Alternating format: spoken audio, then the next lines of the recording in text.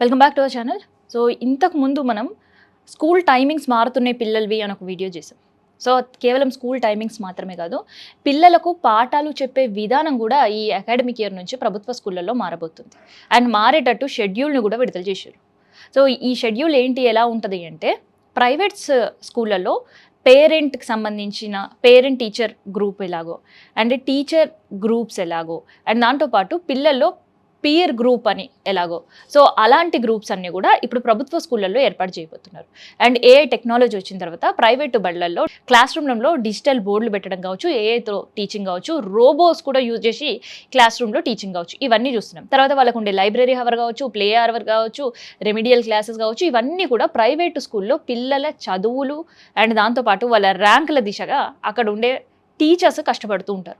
So అలాంటి teaching ఎందుకు ప్రభుత్వ స్కూళ్ళల్లో ఉండకూడదు అని ఆలోచించింది ప్రభుత్వం. సో అందుకనే ఇప్పటికే తెలంగాణలో 43,000 స్కూళ్ళు ఉంటే దాదాపు 27,000 స్కూల్లో అందులో ప్రభుత్వ స్కూళ్ళే. కాకపోతే ప్రభుత్వ స్కూళ్ళల్లో ఉండే స్టూడెంట్ సంఖ్య కంటే ప్రైవేటు స్కూళ్ళల్లో ఉండే సంఖ్య ఇక్కడే ఎక్కువ. సో అందుకనే ఎందుకు ప్రైవేట్ స్కూల్కి పేరెంట్స్ పంపిస్తున్నారో, ఆర్థికంగా ఇబ్బంది అయినా కూడా అని ఆలోచించిన ప్రభుత్వం, సరే స్కూళ్ళు మూసేయబోతున్నారా లేదా అనేది అది తర్వాత మనం మాట్లాడుకుందాం, కానీ ఉన్న స్కూళ్ళల్లో అయినా ఈసారి నుంచి పూర్తిగా చేంజ్ చేయాలి అని నిర్ణయించుకుంది. అండ్ ప్రత్యేకంగా 1 to 5 క్లాసెస్ని ఈసారి పైలట్ ప్రాజెక్ట్ కింద తీసుకుంది. అంటే 1 నుంచి 5వ తరగతి క్లాసెస్లో చదువుతున్న పిల్లలపైన మోర్ ఫోకస్ పెంచింది ప్రభుత్వం. సో వీళ్ళకి వారంలో 80 నిమిషాల పాటు ప్రతి వారం, అంటే ఆదివారం తీసేస్తే మిగతా 6 రోజుల వారంలో 80 నిమిషాల పాటు ఏఐ సంబంధించిన టూల్స్ అండ్ ఏఐ టీచింగ్ ఉండేటట్టు ఒక నిర్ణయం తీసుకున్నారు. సో తర్వాత స్కూల్ పిల్లల్లో ప్రతి ఇయర్ 3 సార్లు టెస్టులు నిర్వహించాలి. సో వాళ్ళు బేస్ లెవెల్లో ఉన్నారా, ఎండ్ లెవెల్లో ఉన్నారా, మిడ్ లెవెల్లో ఉన్నారా. అంటే బేస్ లెవెల్లో ఉండడం అంటే ఓకే, వాళ్ళ టీచర్ చెప్పేది అర్థం అవడం, మంచి మార్క్స్ స్కోర్ చేసుకోవడం. మిడ్ లెవెల్లో ఉండడం అంటే జస్ట్ పాస్అవుట్ మార్క్స్ తెచ్చుకొని అటు ఇటుగా చదువుతుండడం.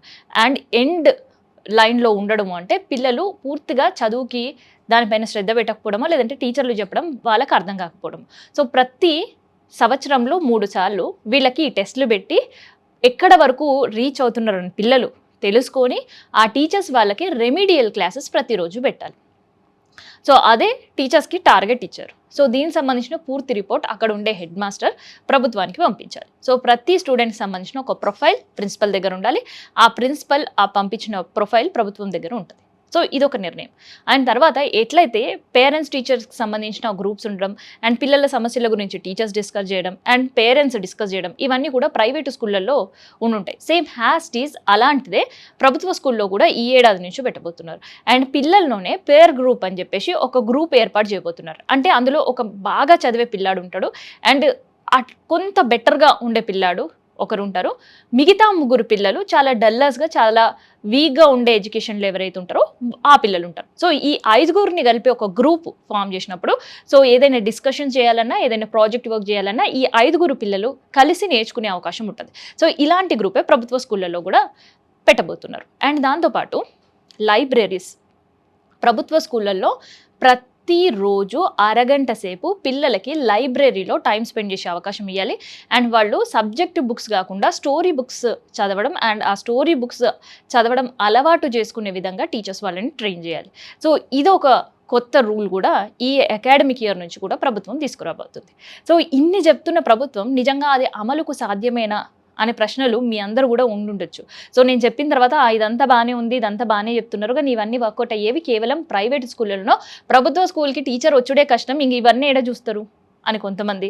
ఇవన్నీ చేయాలంటే ఫస్ట్ పిల్లలకి గత ఏడాదే మేము పుస్తకాలు బయట నుంచి కొన్నాం, ఈ ఏడాది కూడా అదే గతి మాకు ఉంటుంది అని ఇంకొంతమంది ఆలోచిస్తున్నారు కదా. సో అలా ఆలోచించకుండా ఉండండి, ఎందుకంటే ఈసారైనా మార్పు ప్రభుత్వంలో వస్తుంది అనే హోప్ చాలామంది పేరెంట్స్కి ఉన్నాయి. అందుకనే 15 లోపే పిల్లలకి పుస్తకాలు పంపిణీ చేయాలి. ఏదైతే 23 వస్తువులతో కిట్ ప్రభుత్వం ఏర్పాటు చేసిందో ఆ కిట్లన్నీ కూడా పిల్లలకి అందాలి అనే ప్రయత్నం చేస్తుంది సర్కారు. సో దానికి సంబంధించిన నిధులు కూడా ఖర్చు చేసింది. మరి ఆ నిధులు ఖర్చు చేసిన తర్వాత కూడా పిల్లలకి ఏ మేరకు చేరుతాయా ఈ వస్తువులు అనేది చూడాలి. సో ఇలా కిట్లతో పాటు ప్రభుత్వ స్కూళ్ళని బలోపేతం చేయాలి అనే ఆలోచనతో ప్రైవేటు స్కూళ్ళకు ధీటుగా ఈ నిర్ణయం తీసుకుంది.